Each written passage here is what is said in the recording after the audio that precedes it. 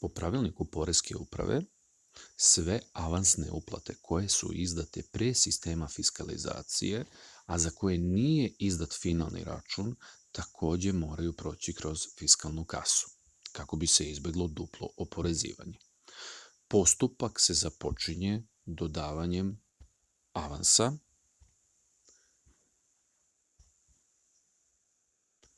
količina se stavlja -1, jer mi zapravo prvo radimo avans refundaciju. Nakon toga unosimo ukupan iznos svih avansnih uplata za taj proizvod koji želimo da prodamo i kažemo izmeni. Biramo kupca, idemo na opcije i kažemo referencu.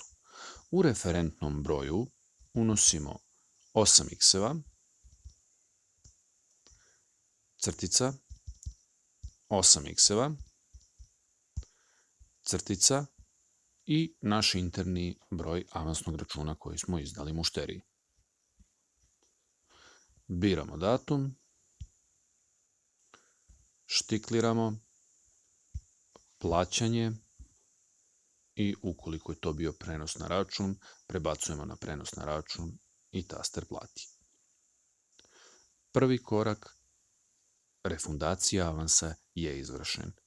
Nakon ovoga nastavljamo kucanje avansnih računa i finalnog računa po uputstvu iz videa avansni račun.